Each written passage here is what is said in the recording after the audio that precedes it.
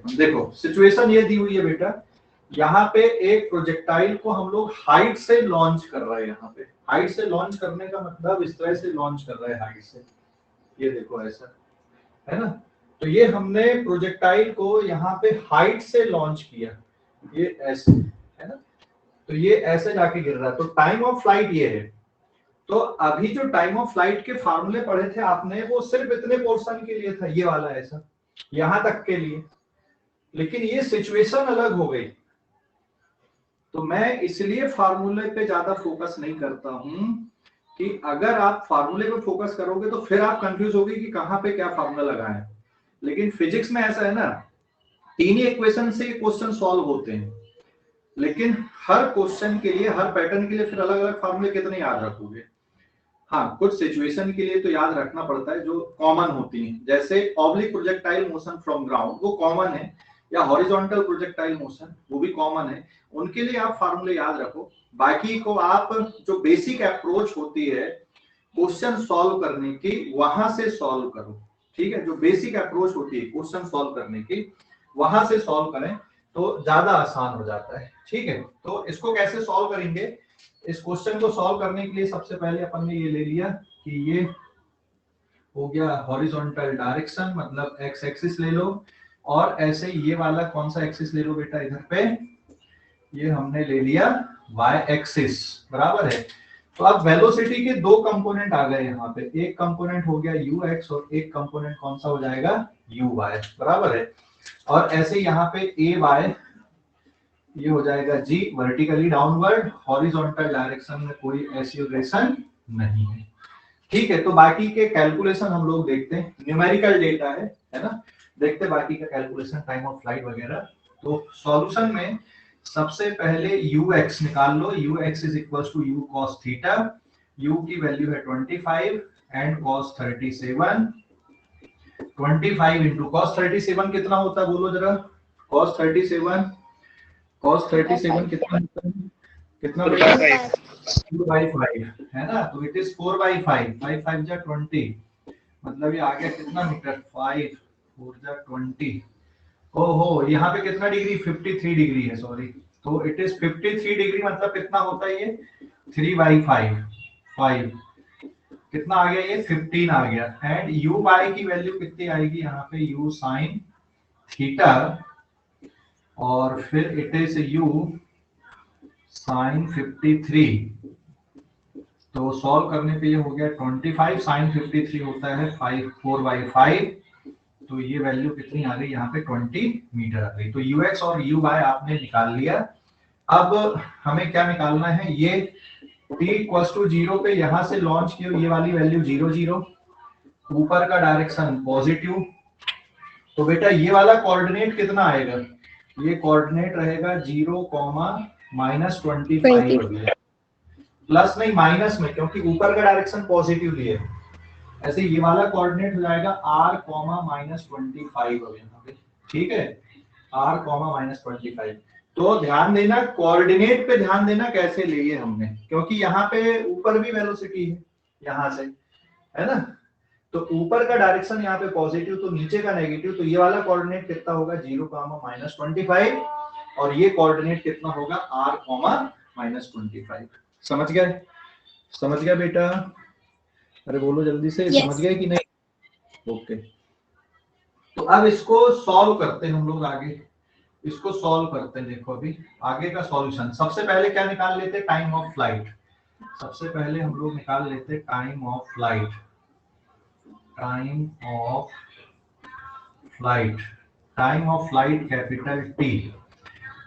Time of flight के लिए कौन सी इक्वेशन यूज करोगे, कौन सी इक्वेशन, वैसे टाइम ऑफ फ्लाइट के लिए अधिकतर अपन देख रहे हैं कौन सी इक्वेशन यूज कर रहे हैं हम लोग, सेकंड वाली, हाँ, s equals to ut plus half at square वाली इक्वेशन हम लोग यूज कर रहे हैं, बराबर है, s equals to ut plus half at square, ठीक है। तो यहाँ पे क्या आ जाएगा, delta y equals to u by t plus half of a by t square. तो टाइम ऑफ फ्लाइट में प्रोजेक्टाइल यहां से यहां पे पहुंच रहा है, तो what is final position of y, -25 initial is 0, u by की वैल्यू कितनी आई हमारे पास में, u बाई की वैल्यू 20. इट इज 20, ux की वैल्यू कितना है 15 है। तो इसको +20 लिखोगे कि क्या लिखोगे, इसको +20 या क्या लिखोगे, इट इज +20 कैपिटल +20. हाफ ऑफ a बाय की वैल्यू -g इनटू कितना t स्क्वायर, तो ये हो गया -25 20t minus half of g की वैल्यू हो गया 10 इंटू टी स्क्वायर। एक क्वाड्रेटिक इक्वेशन बन गई, यहाँ पे देख सकते हो क्या क्वाड्रेटिक इक्वेशन आ रही है, -25 equals to 20t minus 5t square. थोड़ा और सॉल्व कर देते हैं अपन लोग, 5t square minus 20t minus 25 equals to 0, t square equals to कितना आएगा बेटा, -4t minus 5 is equals to 0। समझ गए, ये क्वाड्रेटिक इक्वेशन आ गई। और इस क्वाड्रेटिक इक्वेशन को सॉल्व करोगे तो t की वैल्यू निकल के आ जाएगी, मैं डायरेक्ट लिख दे रहा हूं यहाँ पे आंसर, t की दो वैल्यू निकल के आएंगी इस क्वाड्रेटिक इक्वेशन को सॉल्व करोगे तो क्या क्या निकल के जाएगा, t equals to 4 plus minus under root 16 plus 20 divided by 2, मतलब 4 प्लस माइनस 6 डिवाइडेड बाय 2, मतलब एक 5 सेकंड और एक -1 सेकंड। तो यहाँ पे 5 सेकंड वाली वैल्यू को एक्सेप्ट कर लेंगे, ठीक है, नेगेटिव वैल्यू को छोड़ देंगे क्योंकि टाइम नेगेटिव नहीं होता है। समझ गए कैलकुलेशन टाइम ऑफ फ्लाइट का, टाइम ऑफ फ्लाइट का कैलकुलेशन समझ के बेटा, मैंने बिल्कुल बेसिक अप्रोच से सॉल्व किया है, बेसिक अप्रोच जो इक्वेशन लेके करते हैं हम लोग, मैंने वहीं से सॉल्व किया, मैंने कोई फार्मूले आपको नहीं बताए यहाँ पे। तो जब भी क्वेश्चन ऐसे रहते हैं आड़े तिरछे आपको दिखते हैं, तो सबसे आसान तरीका होता है आप क्वेश्चन को रिजॉल्व कर दो दो डायरेक्शन में, दोनों डायरेक्शन में वेलोसिटी और एक्सीलरेशन लिखो और बस सॉल्व कर दो, फिर इक्वेशन लगा दो और कुछ नहीं, है ना, ठीक है। हाँ, अगर ऑब्लिक प्रोजेक्टाइल मोशन है मतलब सिर्फ इतना इतना पोर्शन को हम लोग देख रहे हैं तो फिर तो सीधा सीधा बेटा फार्मूला लग जाएगा, या हॉरिजॉन्टल प्रोजेक्शन का जो क्वेश्चन आया था वहां पर भी सीधे सीधे फार्मूले लगते हैं। लेकिन अगर कुछ आड़े तिरछे आपको दिखते हैं क्वेश्चन, तो क्या करना आपको, एक्स और वाई डायरेक्शन में अलग अलग डेटा लेके सॉल्व कर देना है, ठीक है, बस यही तरीका, और कोई तरीका नहीं है इन क्वेश्चन को सॉल्व करने का, ठीक है सर टोटल हाइट कितनी है? हाँ, अभी निकालने का ना टोटल हाइट, यहाँ तक का तो ठीक है, ये वाली हाइट के लिए तो डायरेक्ट फार्मूला लगा दोगे, यहाँ पर का कौन सा वाला आ जाएगा, यहाँ पर का फार्मूला बता दो, इतने पोर्शन का कैलकुलेशन का तो डायरेक्ट हो जाएगा ना। यहाँ पे क्या फार्मूला बताया था, यहाँ पे u बाय स्क्वायर अपॉन कितना, u/2/2g.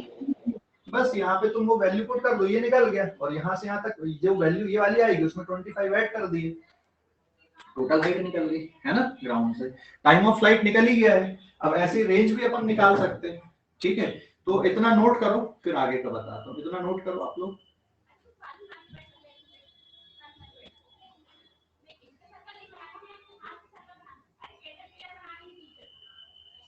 नोट करो बेटा फटाफट इसको।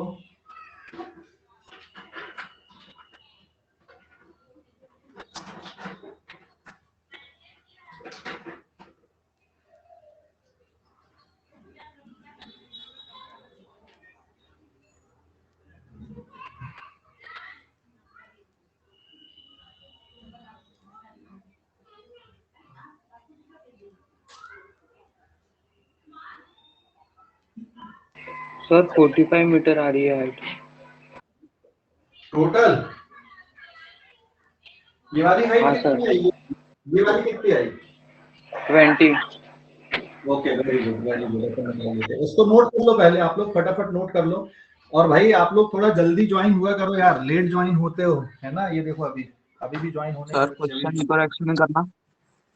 हाँ कर रहा हूँ, पहले नोट कर ले फिर से एक्सप्लेन कर दूंगा, चिंता मत कर, नोट कर ले एक बार, है ना, तब तक और आएंगे अभी तुम्हारे भाई बहन, नोट कर लो फिर मैं एक्सप्लेन कर देता हूँ एक बार, है ना, आगे बढ़ने के पहले एक बार एक्सप्लेन करूंगा, ठीक है।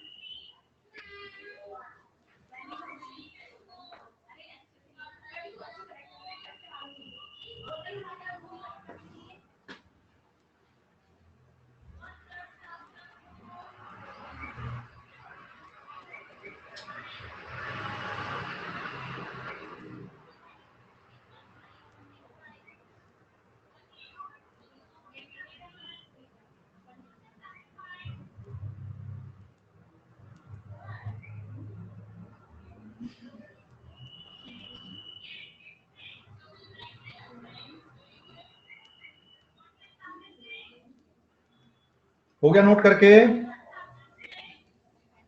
Wait sir. Yes, sir.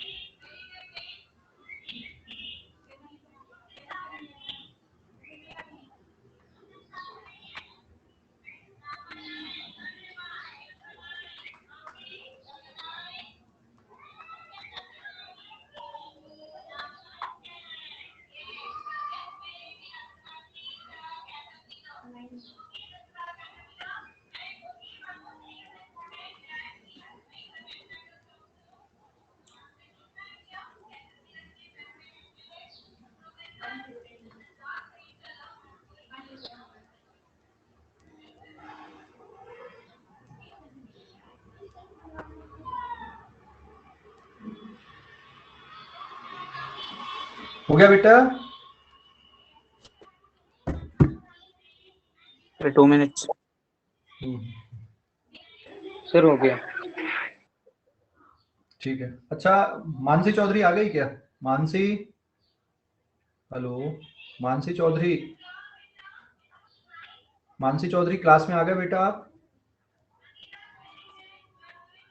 Hello Mansi Chaudhary,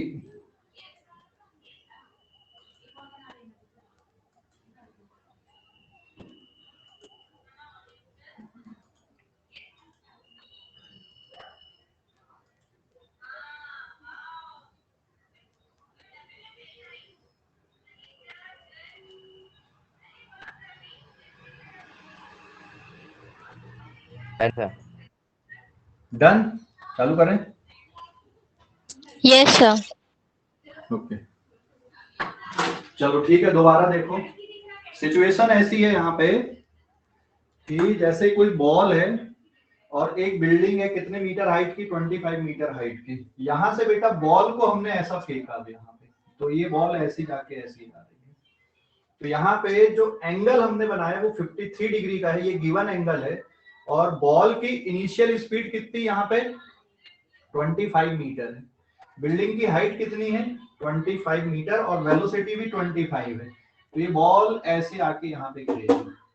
तो अभी आपने ऑब्लिक प्रोजेक्टाइल मोशन में जो फार्मूले पढ़े थे, है ना? ठीक है, तो क्वेश्चन क्या हो गया हमारा? ये बिल्डिंग हो गई, यहाँ पे बिल्डिंग की हाइट हो गई 25 मीटर। यहां से बॉल को आपने लॉन्च किया 25 मीटर पर सेकंड से, 53 डिग्री का एंगल है। तो ये बॉल ऐसा जाके यहाँ पे गिरेगी। तो अभी तक हमने ऑब्लिक प्रोजेक्टाइल मोशन में जो पढ़े थे उसमें कितना पोर्शन था? सिर्फ यहां तक का था, ये नीचे का नहीं था, है ना? ऑब्लिक प्रोजेक्टाइल मोशन में। So this is oblique projectile motion from height. तो टाइम ऑफ फ्लाइट का जो फार्मूला अभी आपने पढ़ा था ऑब्लिक के लिए, वो यहाँ वैलिड नहीं है ना? क्यों? टाइम ऑफ फ्लाइट का मतलब होता है जितनी देर तक ये ग्राउंड पे रहता है, सॉरी एयर पे रहता है, जितनी देर तक प्रोजेक्टाइल एयर पे रहता है उसको हम लोग टाइम ऑफ फ्लाइट बोलते हैं। समझ गए? उसको टाइम ऑफ फ्लाइट बोलते हैं। क्लियर हो गया कि नहीं? उसको टाइम ऑफ फ्लाइट बोलते हैं। तो ये टाइम ऑफ फ्लाइट है यहां से यहां तक का। ठीक है, this is the time of flight. Clear बेटा? हेलो, क्लियर कि नहीं? ये टाइम ऑफ फ्लाइट है ना? तो टाइम ऑफ फ्लाइट निकालने के लिए अब यहाँ पे आपको इस वेलोसिटी को रिजॉल्व करना पड़ेगा एक्स कंपोनेंट और वाई कंपोनेंट में। तो वेलोसिटी को रिजॉल्व कर दिया हमने एक्स और वाई के लिए। ठीक है, तो x कंपोनेंट ये आ गया 15 और y कंपोनेंट ये आ गया 20। अब टाइम ऑफ फ्लाइट निकालना है। तो टाइम ऑफ फ्लाइट के लिए अगर आपको इनिशियल कोऑर्डिनेट और फाइनल कोऑर्डिनेट पता है, इनिशियल कोऑर्डिनेट और फाइनल कोऑर्डिनेट, देखो ये अपन ने फिर बना दिए कि भाई ये x एक्सिस हो गया और ये y एक्सिस हो गया यहाँ पे, और ये इनिशियल कोऑर्डिनेट हो गए। तो यहाँ पर का जो कोऑर्डिनेट आएगा 0,-25, क्योंकि ऊपर का डायरेक्शन हमने पॉजिटिव ले लिया तो नीचे का नेगेटिव हो जाएगा। और ये वाला कोऑर्डिनेट हो जाएगा यहाँ से यहाँ तक का डिस्टेंस r, और ये कितना हो गया -25। तो आपको y का इनिशियल और फाइनल कोऑर्डिनेट पता है, y का इनिशियल वेलोसिटी पता है, y डायरेक्शन में आपको एक्सीलरेशन पता है। इसलिए टाइम ऑफ फ्लाइट के लिए आप कौन सी इक्वेशन लगाओगे? Delta y equals to u by t plus half a by into T square आप अप्लाई कर दोगे। समझ गए? समझ गए कि नहीं?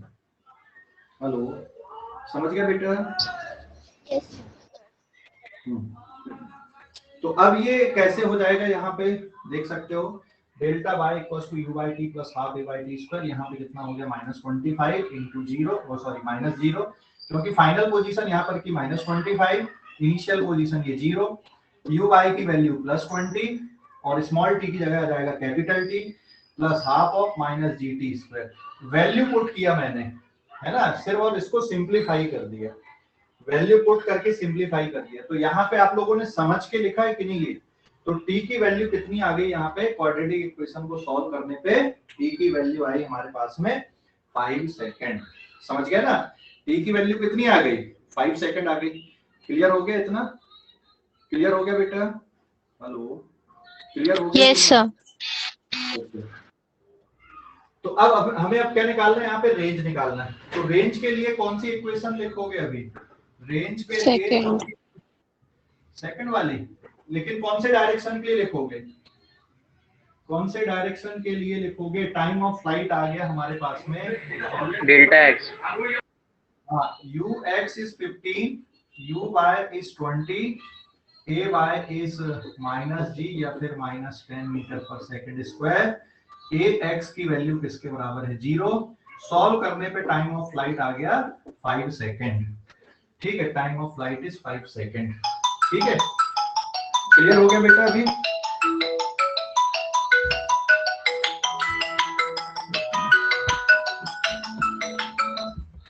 हेलो, हाँ मैडम बोलिए।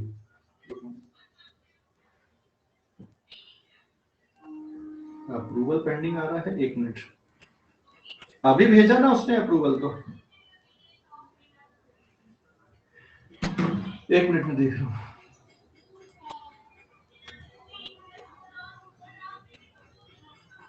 कौन से बैच में भेजा मैडम उसने?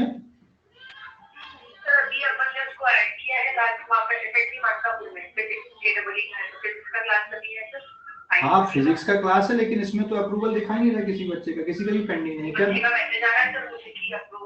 क्या नाम है बच्चे का? प्रियांशु। अच्छा, अभी आया है उसका मैसेज, अभी भेजा उसने, जस्ट अभी भेजा है, उसके पहले से क्यों नहीं भेजा था उसने? ठीक है, जब मैंने किया एक्सेप्ट।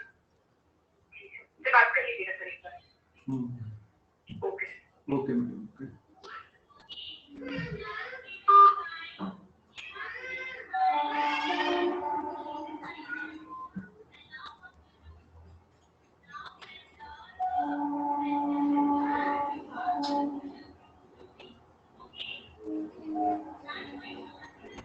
बेटा न्यू बच्चा कोई ज्वाइन हुआ अभी क्या जस्ट क्लास में?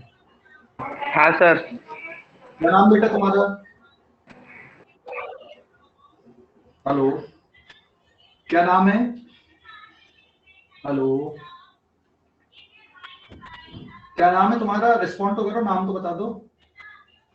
हेलो,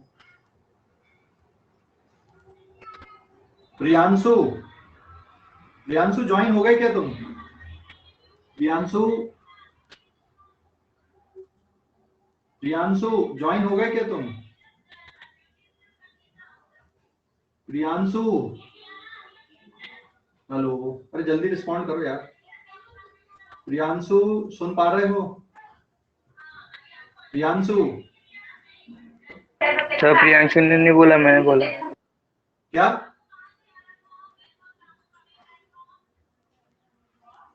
ठीक है। तो आगे का हम लोग कंटिन्यू करते हैं अभी। देखो टाइम ऑफ फ्लाइट कितना आ गया यहाँ पे? 5 सेकंड आ चुका है। अब हमें क्या निकालना बेटा? यहाँ पे रेंज निकालना है। तो रेंज के लिए रेंज आर मतलब होगा डेल्टा एक्स यहाँ पे, and it is u x into capital T plus half of a x into capital T square. तो range will be given by ux की वैल्यू कितनी हमारे पास? 15 capital T plus half of ax की value 0 into T square. अभी मैं ऐसे ही लिखा रहने देता हूँ। तो रेंज के लिए ux इंटू टी यहाँ पर भी आया, और ux की वैल्यू कितनी है 15 और t कितना हो गया 5, ये है 15 मीटर पर सेकेंड और ये है 5 सेकेंड, तो सेकेंड से सेकेंड कट गया, आंसर विल बी 75 मीटर। तो रेंज आपकी निकल गई यहाँ पे, है ना, रेंज 75 मीटर। अब मैक्सिमम हाइट देख लेते हैं और फिर ग्राउंड से कितनी हाइट आ रही है यहाँ पे। फिर अगला जो कैलकुलेशन है मैक्सिमम हाइट, मैक्सिमम हाइट, तो ये तो आप डायरेक्ट कर सकते हो, जो ऑलरेडी पहले से फार्मूला पढ़ा हुआ था ना, उसी को यूज कर लो यहाँ पे एच मैक्सिमम के कैलकुलेशन के लिए, क्योंकि यहां से यहां तक का कैलकुलेशन देख लो भाई, है ना। तो ये फार्मूला क्या हो जाएगा, u by square upon 2g, u by है 20 इंटू 20 डिवाइडेड बाय 2 इंटू 10, एक 2 से 2 cancel, answer is 20 metre. So what is the height from ground, ground से कितनी हाइट आ रही है यहाँ पे देखो, so therefore 45. From ground, height from ground is small h plus ये स्मॉल h कंसीडर कर सकते हो इसको, और प्लस h मैक्सिमम, तो टोटल कितना हो गया बेटा 25 plus 20 and it will be 45 metre. तो ग्राउंड से कितने मीटर हाइट आ रही है, 45 मीटर की हाइट आ रही है। समझ गए, समझ गए, समझ गए इसको? Yes, sir. चलो ठीक है, नोट करो इसको भी, फटाफट नोट करो।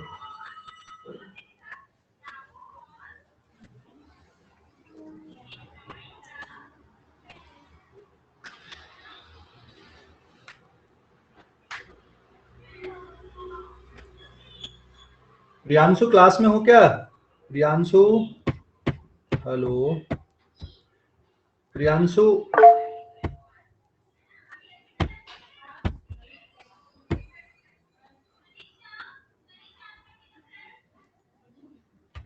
बॉक्स में मैसेज किया उसने। हाँ, न्यू स्टूडेंट करके आ रहा है यार, वो नाम नहीं लिखा उसने, नाम तो लिख दो बेटा। प्रियांशु अभी क्लास के बाद रीनेम कर लेना, ऐसे में पता नहीं चलेगा, है ना।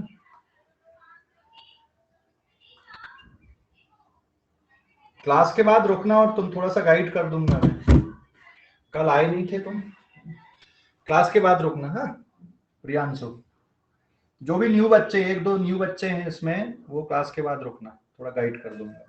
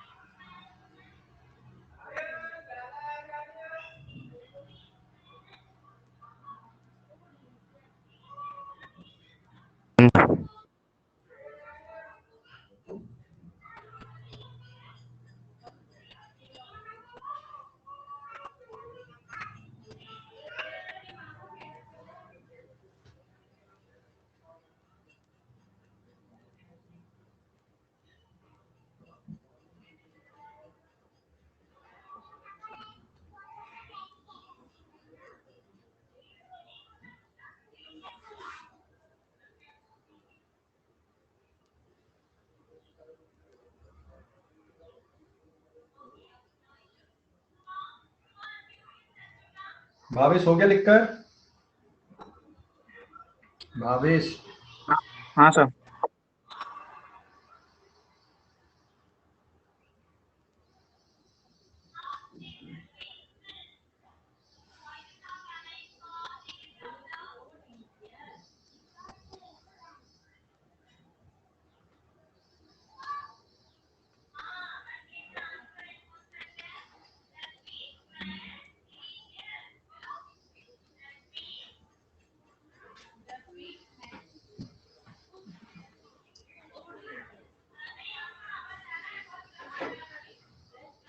हो गया ना बेटा?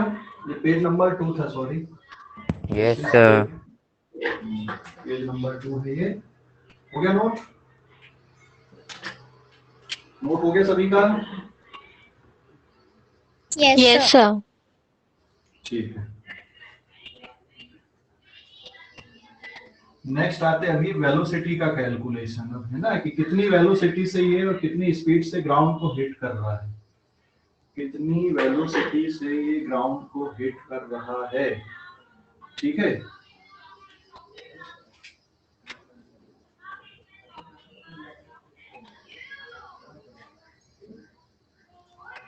देखो अभी यहाँ पे कितनी वेलोसिटी से ग्राउंड को हिट कर रहा है, velocity by which hit the ground. ठीक है, तो सबसे पहले Vx निकाल लो। Vx equals to ux plus ax into capital T। ux is 15 plus 0। Vx की वैल्यू कितना आ गया, ux it is 15 metre per second. अब क्या निकाल लो बेटा, Vy it is uy plus ay into t। uy is plus 20, ay is minus g into t, plus 20 minus 10, t is 5, answer is minus 30 metre per second. तो Vy की value कितनी आ गई, देखो uy plus ay into t, 20 plus of minus gt, 20 minus 10 into 5, और कितना आ गया आंसर यहाँ पे माइनस 30 आ गया। तो Vy भी कैलकुलेट हो गया। अब क्या लिखना है हमको, total velocity is Vx I cap plus Vy j cap, है ना। वैल्यू पुट कर दो, ये वैल्यू कितनी, Vx हमारे पास में 15 I cap minus 30 j cap, ये टोटल वेलोसिटी है। और स्पीड अगर निकालना है कि कितनी स्पीड से ये ग्राउंड को हिट कर रहा है, तो 15 स्क्वायर माइनस 30 का स्क्वायर, इसको सॉल्व कर लोगे बेटा तो स्पीड निकल जाएगी। और एंगल चाहिए ये वाला, तो tan alpha equals to Vy upon Vx perpendicular upon base, तो Vy हो गया 30 अपॉन 15। तो एंगल कितना आ गया बेटा यहाँ पे, tan alpha is equals to 2। हमने सारे पैरामीटर्स यहाँ पे कैलकुलेट कर लिए, इसमें भी समझ गए। तो अभी आप लोग कंफर्टेबल हो गए हो कि नहीं हुए हो प्रोजेक्टाइल मोशन के क्वेश्चन, या ये एक्चुअल में प्रोजेक्टाइल मोशन नाम है। हाँ, ये 2 डायमेंशनल मोशन। हाँ बोल बेटा, क्या बोल रहा है। माइनस 30 आना चाहिए ना Vy। Vy कहाँ पे, यहाँ पे, हाँ नहीं देख यहाँ पे yes. डायरेक्शन, यहाँ पे ऑलरेडी हमने डायग्राम बनाया हुआ है, इसलिए माइनस लिखने की जरूरत नहीं है। डायग्राम में मेंशन है कि यार ये नेगेटिव डायरेक्शन पे है, इसलिए माइनस में बताने की जरूरत नहीं है यहाँ पे, समझ गए। या फिर ये y कंपोनेंट ले रहे हैं ना, मॉड ले रहे, चलो अभी कंफ्यूजन नहीं होगा, ठीक है अभी। ओके बेटा, तो हमेशा ऐसे ही लेने का।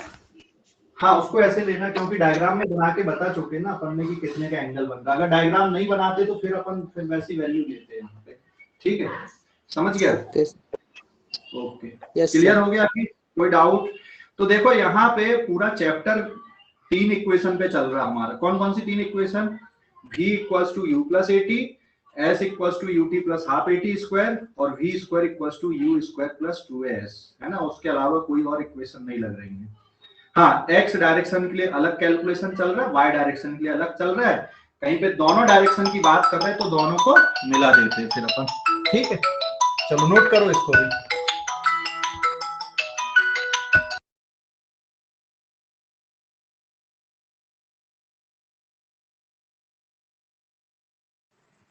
सर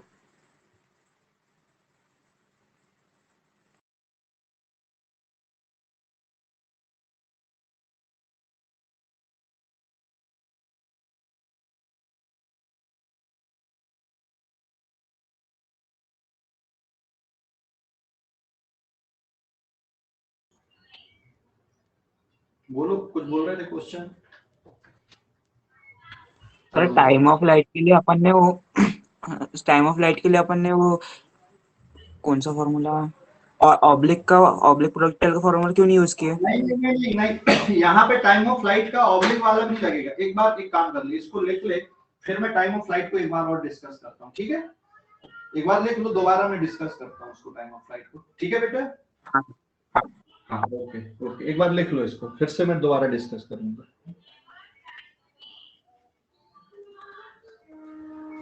सर हाँ बोलो। 33.54 है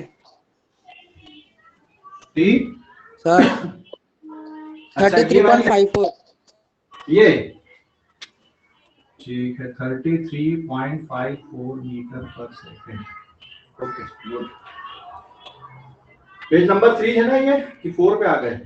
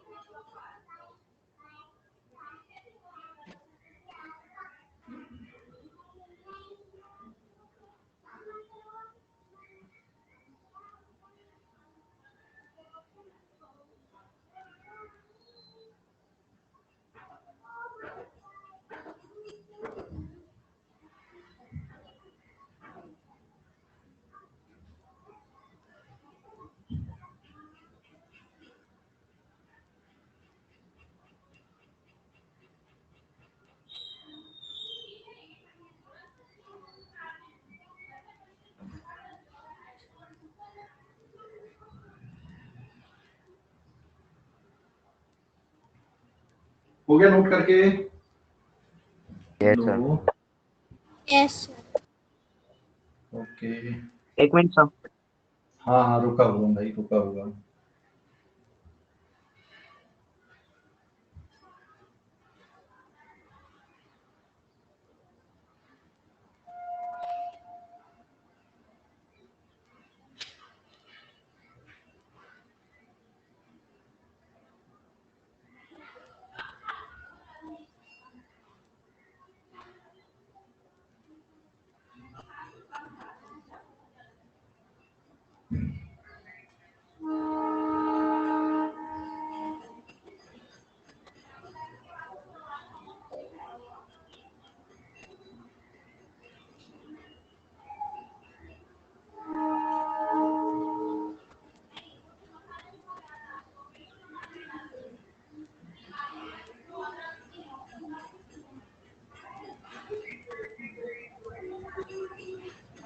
हो गया नोट करके सभी का? हो गया क्या बेटा? Yes, sir. ओके।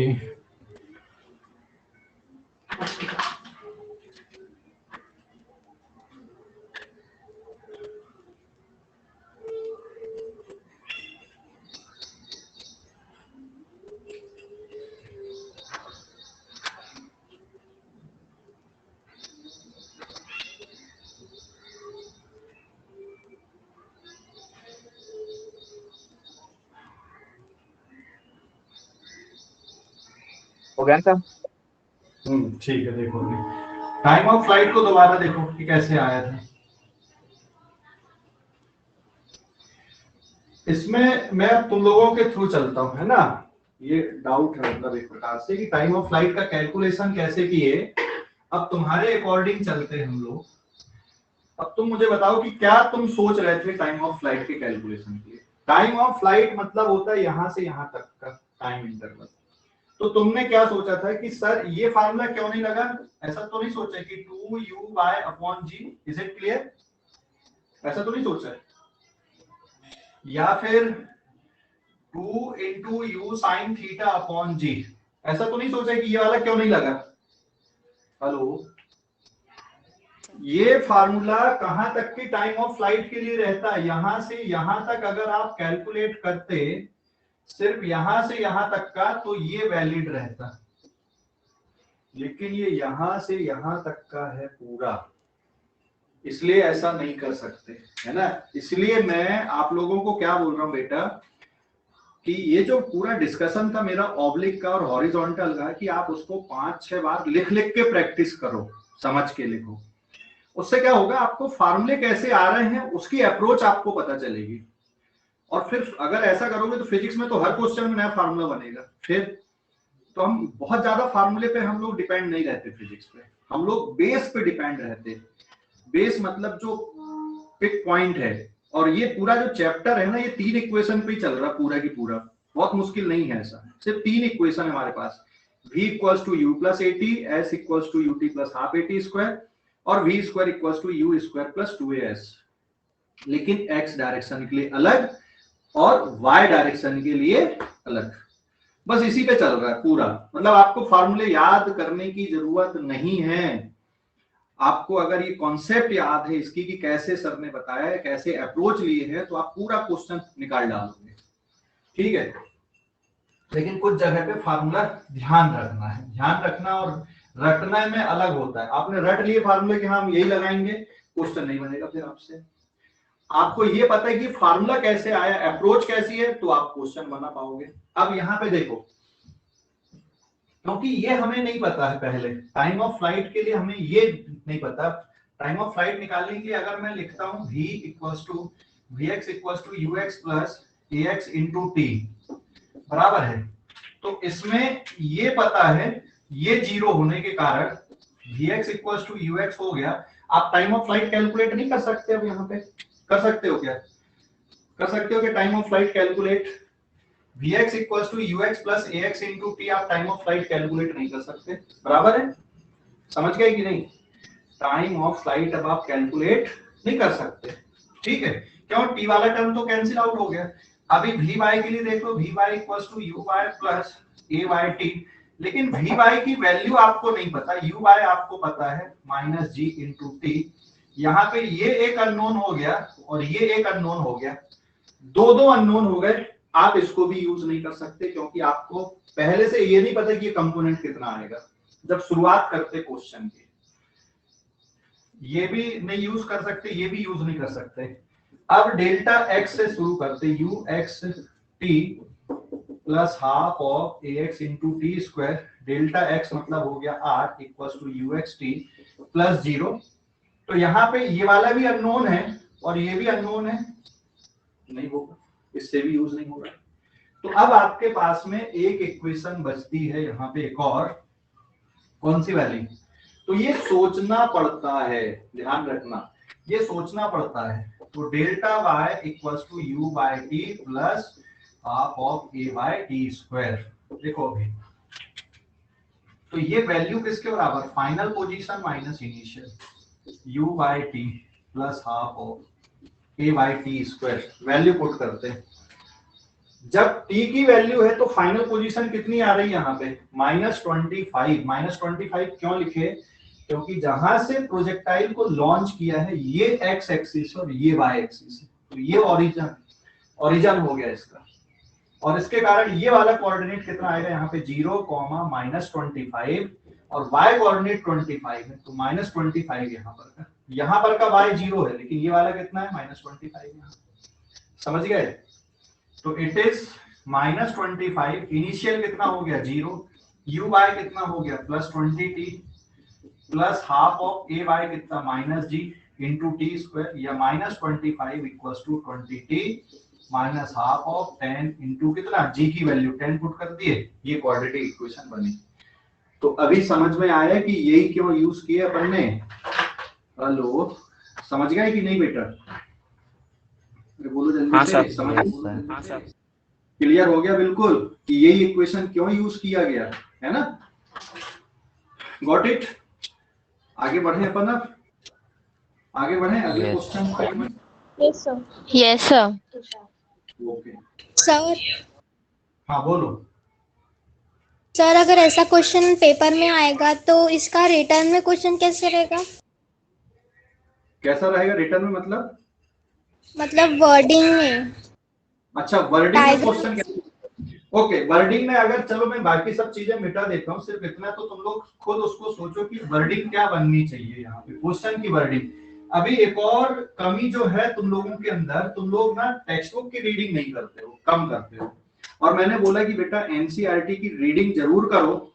वो रीडिंग इसलिए नहीं करना है कि फिजिक्स उससे आप लोग समझ जाओगे एनसीईआरटी रीडिंग करने से, वो रीडिंग इसलिए करना है ताकि आप क्वेश्चन को समझ पाओ।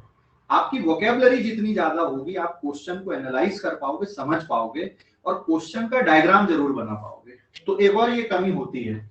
और क्योंकि क्वेश्चन में आपको, जैसे फिजिक्स में जो क्वेश्चन आते हैं वो सीधे सीधे नहीं होते, बराबर है? क्वेश्चन कैसे रहते? वर्डिंग में रहते हैं, और उससे फिर आपको डायग्राम बनाना और उसके बाद सॉल्व करना।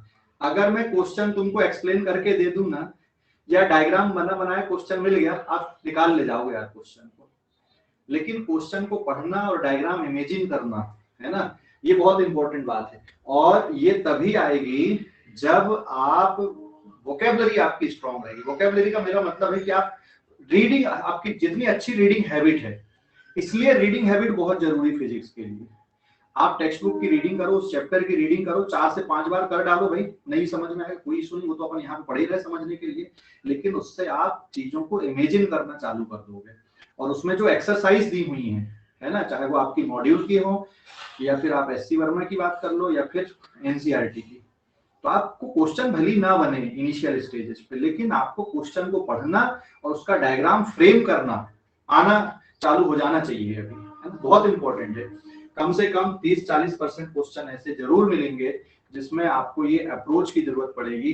ठीक है, 30-40% क्वेश्चन डायरेक्ट निकलते हैं, लेकिन जो 30-40 क्वेश्चन होते हैं जो डिसाइड करते हैं सिलेक्शन को, वो ये वाले हैं जिसमें आपकी अप्रोच पता चलती है। तो मैं इसका वर्डिंग में क्वेश्चन लिखूं कि ये कैसे बनेगा, तो वर्डिंग ऐसी आएगी, if a projectile is launched from 25 meter height, 25 meter height,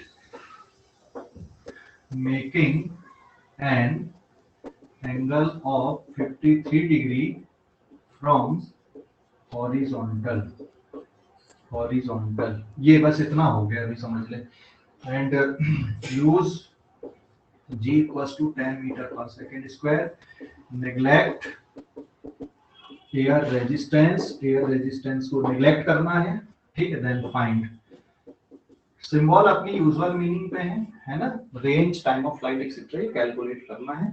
and velocity जिससे ग्राउंड को हिट करेगा, ठीक है. Velocity by which it hit the ground, ठीक है. क्वेश्चन समझ गए? ये लिखा हूं मैंने, वर्डिंग में क्वेश्चन लिखा हूं, अभी बहुत छोटा सा लिखा हूं मैंने. कभी कभी क्वेश्चन आपका बहुत 5-6 लाइन हो जाती है आपकी, रहता कुछ नहीं क्वेश्चन में. आपने वर्डिंग पढ़े और उसको इमेजिन कर लिया तो 2 मिनट में सॉल्व होता क्वेश्चन. तो अभी यहाँ पे देखो, if a projectile is launched from 25 metre height, मतलब कि आपको क्या करना बेटा, यहाँ पे ग्राउंड बनाना सबसे पहले. तो ऐसा ये आपने ग्राउंड बना लिए. अब यहां से आपको 25 मीटर की हाइट आपको ड्रॉ करनी है. कर लिए ड्रॉ. अब प्रोजेक्टाइल को लॉन्च, अब यहाँ पे लॉन्चिंग स्पीड नहीं, making angle 53 from horizontal with speed, ऐसा लिखा रहेगा, with speed 25 metre per second. तो अब यहाँ पे आप 2 डायरेक्शन ट्रेस कर लो. ये हो गया हॉरिजॉन्टल डायरेक्शन और इधर का कौन सा डायरेक्शन हो गया, वर्टिकल. अब यहाँ पे आप प्रोजेक्टाइल बना दो, ठीक है. अब ये देखो कि 53 डिग्री का एंगल है फ्रॉम हॉरिजॉन्टल, तो हॉरिजॉन्टल के साथ में ये हो गया 53 डिग्री का एंगल. और लॉन्चिंग स्पीड कितनी हो गई यहाँ पे, u equals to 25 metre per second. अभी समझ गए कि नहीं? समझ गए कि नहीं कि कैसे करना है, अप्रोच कैसे लगाना है? समझ गया बेटा? अरे बोलो जल्दी से. yes. है ना. तो अप्रोच ये रखना, हमको क्वेश्चन सॉल्व करने की अप्रोच ये होनी चाहिए ऐसे. तो अब एक बार जब आपने ये बना लिया ना, तो अब आपके लिए चीजें आसान हो जाएंगी. इसके बाद क्या करो, आप फटाफट यहाँ पर एक्स एक्सिस ले लो और इसको क्या ले लो, वाई एक्सिस. ऊपर का डायरेक्शन पॉजिटिव, नीचे का direction negative. Air effect neglected है, मतलब ax equals to 0, ay equals to किसके बराबर, g.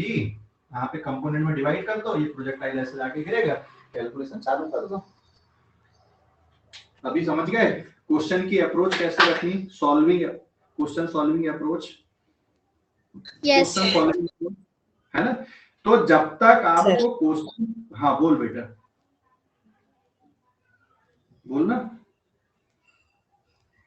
नहीं है कुछ. हेलो. तो क्वेश्चन सॉल्व करने के लिए आपको क्या चाहिए, यहाँ पे क्वेश्चन सॉल्व करने के लिए आपको अप्रोच चाहिए. यहाँ पे अप्रोच के लिए आप उसको इमेजिन कर पाओ, आप डायग्राम निकाल पाओ, तो बहुत आसान है यार. फिर क्वेश्चन, फिर क्वेश्चन मुश्किल नहीं है, ध्यान रखना, बहुत आसान हो जाता क्वेश्चन फिर, है ना. ठीक है, आपने डायग्राम निकाल लिया क्वेश्चन का, आसान हो जाता क्वेश्चन फिर. तो फिजिक्स में क्वेश्चन सॉल्व करने के लिए आप हैबिट डाल लो, डायग्राम के थ्रू आप क्वेश्चन सॉल्व करो. फिजिक्स के हैबिट बना लो, है ना. ऐसा नहीं कि अपन चालू कर दिए बस. जैसे मैथ्स में कोई बहुत कम डायग्राम की जरूरत पड़ती है, केमिस्ट्री में भी समहाउ पड़ती है, बायो में तो डायग्राम आते ही तुम्हारे. फिजिक्स के लिए भी आप क्वेश्चन को सॉल्व करने के लिए हर क्वेश्चन को सॉल्व करो डायग्राम बना के, ऐसी हैबिट डाल लो. तो आपको फिजिक्स के जो न्यूमेरिकल्स है ना वो आसान लगने लगेंगे. लिटरली बताऊं, फिजिक्स में ज्यादा फार्मूले यूज नहीं होते हैं, कॉन्सेप्ट लिमिटेड होती है. अभी देखो हम लोग ये 3rd 4th चैप्टर अपना कंप्लीट होने पे आ रहा है according to NCERT. According to बोला मैंने, है ना. बेसिकली देखा जाए तो ये 2nd चैप्टर ही है कंपटीशन के पॉइंट ऑफ व्यू से. अभी बहुत पढ़ने का बचा, अभी 98% अपना सिलेबस बचा हुआ है, 2% ही है ये, ठीक है. लेकिन ये 2% में भी आप देखो 3 ही इक्वेशन पे पूरी कहानी चल रही है आपकी. कुछ नया कहानी आई कि v equals to u plus 80, s equals to ut plus half 80 square, v square equals to u square plus 2s. 3 equation से ही पूरा अभी तक चल रहा. हमने कुछ नई इक्वेशन पढ़ी नहीं, और ये इक्वेशंस भी आपने 9th 10th स्टैंडर्ड में पढ़ा हुआ है. हाँ, लेकिन ये जरूर है कि यहाँ पे सॉल्व करने की अप्रोच थोड़ी सी अपने चेंज की है. उसको सॉल्व करने के लिए वेक्टर हम लोगों ने पढ़ा, है ना। वेक्टर अब आपको आना चाहिए, बेसिक मैथ्स आपको आनी चाहिए, थोड़ी सी कॉन्सेप्ट आपके दिमाग में रहनी चाहिए, क्वेश्चन निकलते जाता है अपना। तो ये अब आप प्रैक्टिस करो भाई, आप जितनी प्रैक्टिस करोगे क्वेश्चन की, जितना मैंने करवाया वो आप लिख लिख के बिल्कुल करते चलो। सॉल्व एग्जांपल वाली डीपीपी दिया वो सॉल्व करो, क्वेश्चन लगाना चालू कर दो, जैसे मॉड्यूल के जो क्वेश्चंस हैं उनको ट्राई करना चालू कर दो। नहीं बनेंगे कोई इशू नहीं है यार, लेकिन क्वेश्चन लगाओगे तो अप्रोच भी आपको समझ में आएगी कि किस तरह से करना है। ठीक है, जरूरी नहीं कि सारे क्वेश्चन लगा पाओ अभी, है ना। अगर अभी से सारे क्वेश्चन लगा लोगे तो फिर हमारी थोड़ी जरूरत पड़ेगी, पढ़ने की जरूरत ही नहीं, फिर तो अपने को आने लगा सब कुछ। तो जरूरी नहीं है कि सारे क्वेश्चन लगा पाओ। तो क्वेश्चन नहीं बन रहे उससे डिस्करेज नहीं होना, क्वेश्चन को समझना भी इंपॉर्टेंट होता है कि आप क्वेश्चन समझ पा रहे हो कि नहीं समझ पा रहे हो बराबर। सॉल्यूशन तो बाद में आएगा, पहला है क्वेश्चन को सॉल्व करने का कि क्वेश्चन समझ में आना चाहिए कि क्या करना है। अगर आपको क्वेश्चन समझ में आ गया कि क्या करना है तो आप सॉल्यूशन ढूंढ ही लोगे फिर। लेकिन आपको ये समझ में ही नहीं आया कि क्वेश्चन क्या पूछ रहा है, क्या करना है, सॉल्यूशन किसका ढूंढोगे फिर। ठीक है, तो क्वेश्चन सॉल्व करने के लिए क्वेश्चन को समझना जरूरी है और इसलिए रीडिंग हैबिट बहुत जरूरी होती है। ठीक, चलो भाई आगे बढ़ते हैं। ये मिटा दो इसको नोट करने की जरूरत है क्या? सर एक और क्वेश्चन सीट भेज दो ना। हाँ मैं भेज दूंगा, आज भेज दूंगा एक और क्वेश्चन सीट। ठीक है,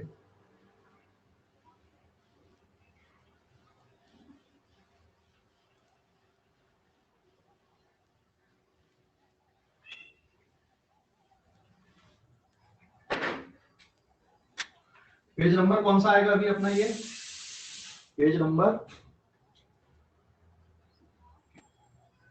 कौन सा बेटा, पेज नंबर कौन सा आएगा ये? Hello sir 5। ठीक है। अभी देखो क्वेश्चन ऐसे हैं जैसे रेन एंड विंड वाली जो प्रॉब्लम होती है,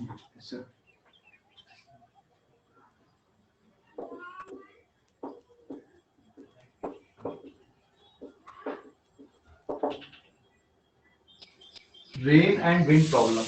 अच्छा, इसमें ना जो प्रोजेक्टाइल मोशन है आपको बुक वगैरह में दिया होगा, इंक्लाइन प्लेन पे प्रोजेक्टाइल मोशन का, है ना कॉन्सेप्ट। अभी उसको स्किप कर देना, अभी है ना, अभी उसको स्किप कर देना। इंक्लाइन प्लेन पे थोड़ा और दिमाग बढ़ने दो, आगे और चीजें आने दो, है ना। तो अभी इंक्लाइन प्लेन पे स्किप कर देना। एनसीईआरटी पे तो है नहीं, लेकिन कुछ बुक में आपको मिलता है कि इंक्लाइन प्लेन पे प्रोजेक्टाइल मोशन का डिस्कशन है, तो अभी आप उसको स्किप कर सकते हो, उसके क्वेश्चन अभी स्किप कर सकते हो। जेई एडवांस में अपने को मॉड्यूल पे दिए हुए वो, तो अभी उसको स्किप कर सकते हो, अभी पहली रीडिंग चल रही है। ठीक है ना, समझ गए कि नहीं? तो थोड़ा और दिमाग बढ़ने दो, फिर उसके बाद वो वाले प्रॉब्लम भी लगाना। तो अभी स्किप कर दोगे इंक्लाइन प्लेन पे प्रोजेक्टाइल। मेथड यही रहती, लॉजिक यही रहता है ना। रेन एंड विंड प्रॉब्लम, ठीक है, रेन एंड विंड प्रॉब्लम। मान लो ये बारिश हो रही है ना,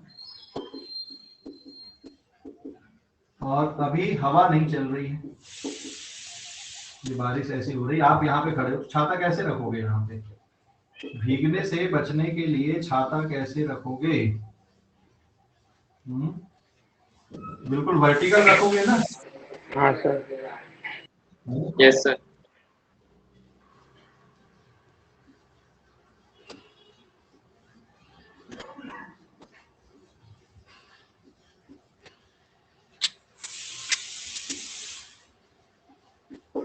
ये ऐसा रखोगे बिल्कुल वर्टिकल आप छाता, दिस इज अम्ब्रेला, है ना। और अभी हवा नहीं चल रही, विंड इज एट रेस्ट पे तो नहीं होती है, बट वर्डिंग गलत है, ठीक है।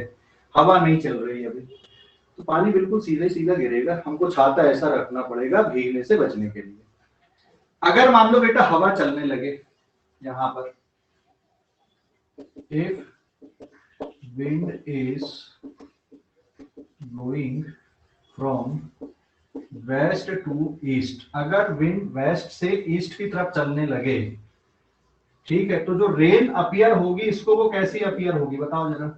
मान लो यहाँ पे रेन की जो वेलोसिटी आ रही है, rain velocity of rain is suppose 8 metre per second, ठीक है, और if wind is blowing from west to east with velocity 6 meter per second, this is velocity of wind, तो उसको अपना छाता बिल्कुल वर्टिकल रखना पड़ेगा कि जिस डायरेक्शन से हवा आ रही उस डायरेक्शन पे झुकाना पड़ेगा।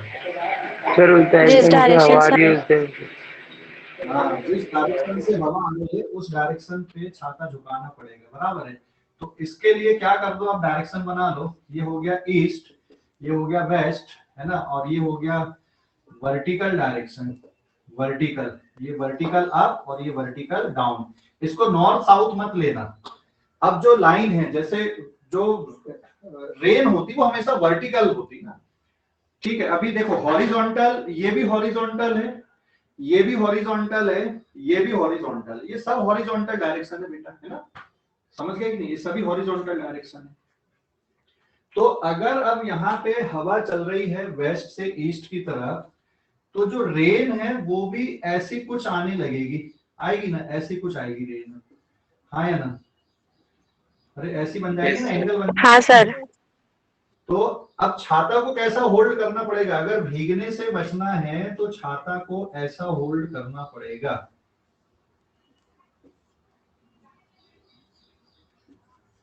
खड़े तो अपन लोग वर्टिकली रहेंगे, लेकिन छाता को ऐसा होल्ड करना पड़ेगा, मतलब ये वाले डायरेक्शन पे होल्ड करना पड़ेगा छाता को ऐसा, और वर्टिकल से मान लो कितने डिग्री का एंगल बन गया यहाँ पे, थीटा डिग्री का एंगल बन गया। समझ गए, समझ गए कि नहीं? Hello, yes sir. Yes sir. West से ईस्ट की तरफ चल रही है, वेस्ट से ईस्ट की तरफ जिधर से हवा आएगी उस डायरेक्शन पे थोड़ा सा छाता को टिल्ट करना पड़ेगा, तभी भीगने से बचेंगे। तो ये प्रॉब्लम बिल्कुल ऐसा आसान हो गया, इसको दो वेक्टर के फॉर्म पे ले लो। एक्चुअल में विंड किधर चल रही है, ये वाले डायरेक्शन पे विंड चल रही है ऐसी, जिसने रेन के डायरेक्शन को थोड़ा सा चेंज कर दिया हमारे लिए, है ना, this is velocity of wind. तो यहाँ दो वेक्टर हो गए, एक वेक्टर ये हो गया वेलोसिटी ऑफ विंड और एक वेक्टर ये हो गया वेलोसिटी ऑफ रेन, और दोनों का जो रिजल्टेंट आ रहा बेटा वो ये वाला वेक्टर हो गया ऐसा, है ना। ये कौन सी लाइन है यहाँ पे, this line is vertical line, ये वर्टिकल लाइन है, और ये वाली लाइन कौन सी है, हॉरिजॉन्टल डायरेक्शन है। ये एंगल हो गया अल्फा यहाँ पे, या थीटा मान लो आप, ठीक है। और ये वाले डायरेक्शन पे हमको अम्ब्रेला लगाना पड़ेगा भीगने से बचने के लिए। तो tan थीटा निकल जाएगा यहाँ पे, tan थीटा की वैल्यू क्या आ गई यहाँ पे, tan theta will be given by perpendicular upon base velocity of wind divided by velocity of rain. Wind की वेलोसिटी है 6/8, इट इज 3/4। तो थीटा इक्वल्स टू कितना डिग्री आ गया, ये 37 डिग्री। समझ गए क्यों आ गया 37 डिग्री, क्योंकि tan 3/4, tan थीटा की वैल्यू 3/4 कब होती है, 37 डिग्री के लिए होती है ना। तो अभी मुझे बताओ छाता को कैसा रखना पड़ेगा, ये 37 डिग्री का एंगल आ गया, तो ये किधर से एंगल बना, ये वर्टिकल से बना है कि किधर से बना है, किधर से एंगल बना है, ये वाला एंगल किधर से बन रहा है, ये वाला एंगल 37 आ रहा है, ये थीटा है ना। छाते को ऐसा रखना पड़ेगा भीगने से बचने के लिए। तो वर्टिकल से वेस्ट की तरफ छाता को 37 डिग्री के एंगल पे होल्ड करोगे तो भीगने से बच जाओगे। समझ गए, हेलो, समझ गए कि नहीं? Yes sir. Yes sir. छाते को आपको वर्टिकल से 37 डिग्री का, तो ये आपको सोच के करना है, मतलब ये जो लॉजिक होते हैं ना, लॉजिक हम अप्रोच सिखाते, लेकिन आपको भी सोचते बनना चाहिए लॉजिक। और लॉजिक आपके तभी डेवलप होंगे जब आप जितने ज्यादा क्वेश्चन करेंगे, जितने क्वेश्चन करोगे उतना अच्छा लॉजिक डेवलप होगा, वैरायटी ऑफ क्वेश्चन आएंगे, आपकी सोचने की क्षमता बढ़ेगी उससे, है ना। आप जितना सोच पाओगे, जितनी आपकी सोचने की क्षमता डेवलप होगी, आपके लॉजिक उतने क्रिएट होते जाएंगे। तो ये लॉजिक हमको लगाना भी। अब ये नहीं सर यहाँ पे कौन सा फार्मूला लगेगा, यार ये लॉजिक लगा, सीधा सीधा लॉजिक लगा, जो कॉमन लॉजिक होते कभी कभी वो लॉजिक भी लगते हैं फिजिक्स में। ऐसा नहीं है कि हमेशा कोई फार्मूला ही लगेगा, कोई फार्मूला नहीं लगा, यहाँ पे ट्रिग्नोमेट्री लगी सीधे सीधे, और वेक्टर का थोड़ा सा यूज हुआ है बस, ट्रिग्नोमेट्री एंड वेक्टर बस, है ना। तो यहाँ पे फिजिक्स का कोई फार्मूला थोड़ी बोलेंगे अपन ऐसे कि कोई फार्मूला लग गया अपना v = u + at एक्सेट्रा ऐसा। तो ये लॉजिक वाली बातें होती कुछ, ठीक है। तो हर कहीं पे ऐसा नहीं कि फार्मूला लगेगा, कहीं कहीं पे लॉजिक भी लगेंगे, और जो बेसिक मैथ्स होती है वो यूज होती है, बस इतना ही रहता फिजिक्स में, ठीक है। नोट कर लो बेटा, इसको नोट करो। अरे समझ गए कि डाउट है कुछ? बोलो जल्दी से। No, समझ गया sir. डाउट? नो सर, समझ गया।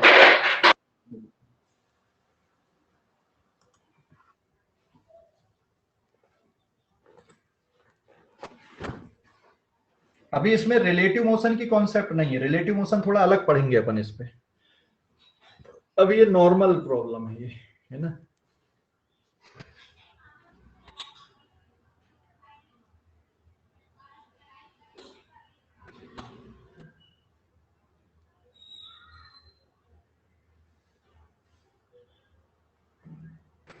चलो, ओके बेटा।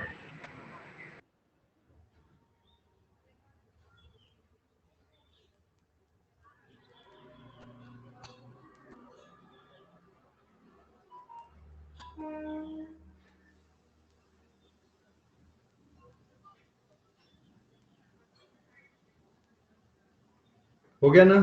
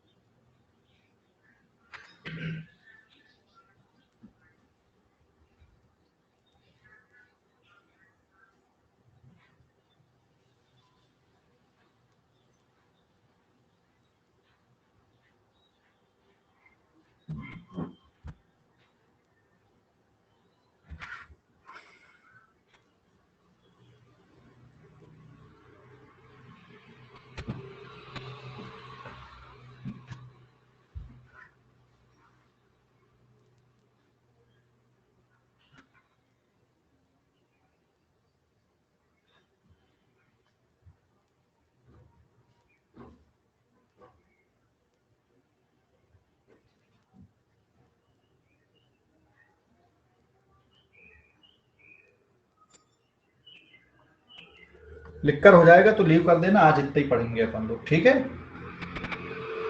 हेलो। Bye sir. ओके बेटा, बाय बाय। और जिनका फर्स्ट डे है वो बच्चे रुकना भाई, न्यू स्टूडेंट जो भी हैं। आज इतना ही पढ़ेंगे, कल आगे का पढ़ेंगे। मैं एक और सीट इसकी डाल दूंगा सॉल्व करने के लिए।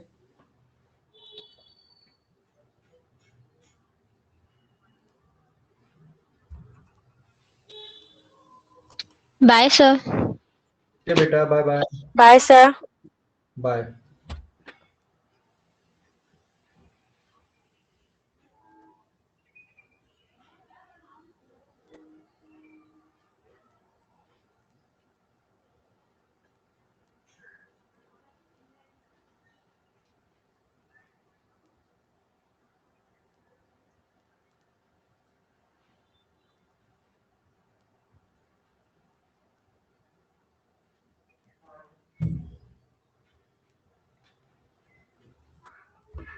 Bye sir. ओके बेटा, बाय बाय।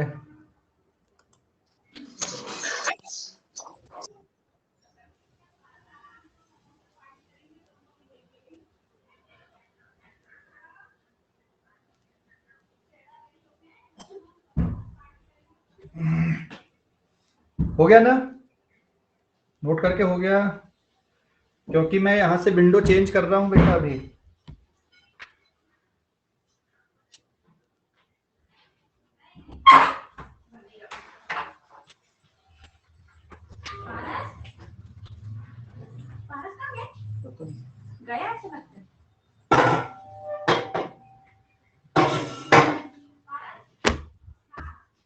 हो गया क्या? लिखकर हो गया सभी का? हाँ सर।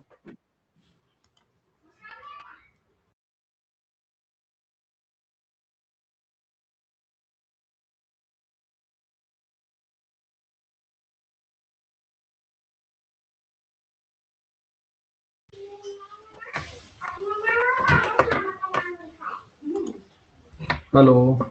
जो न्यू बच्चे कौन कौन है भाई, जरा नाम बताओ अभी। बाकी सब लोग लीव कर दो, जो एक दो बच्चे न्यू है बस वो लोग रुको।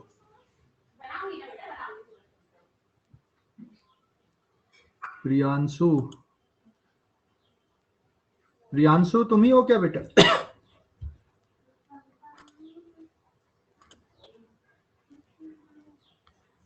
अच्छा, न्यू स्टूडेंट। और कोई है न्यू स्टूडेंट? और कोई न्यू स्टूडेंट? प्रियांशु देख, अभी ना एक भूमि और एनीबडी, भूमि के अलावा new student. Girish Indurkar, you are also new. कौन सी ब्रांच से हो? प्रियांशु तुम मानकापुर, भूमि तुम कौन सी ब्रांच से बेटा? भूमि मानकापुर, गिरीश इंदुरकर, गिरीश तुम भी मानकापुर से हो, मतलब तीनों मानकापुर वाले। तो एक काम करना भाई, कल मैं मानकापुर सेंटर पे रहूंगा 12:30 1 बजे के आसपास, मुझे मानकापुर सेंटर पे कल मिलना तुम लोग तीनों, ठीक है? तीनों बच्चे याद से 12 12:30 बजे। हेलो, ठीक है, तीनों बच्चे से मिलूंगा कल मैं, है ना? कल तीनों मिलना मुझे, तो कल वहां पे मैं गाइड कर दूंगा कि कैसे जो छूटा हुआ है वो कैसे कवर अप करना, ठीक है ना बेटा? जो छूटा हुआ पोर्शन है उसको कैसे कवर अप करना, कल अपन मिलते हैं 12:30 से 1 बजे के बीच में मानकापुर सेंटर पे। ओके, लीव कर सकते हो फिर, है ना? ठीक है, ओके।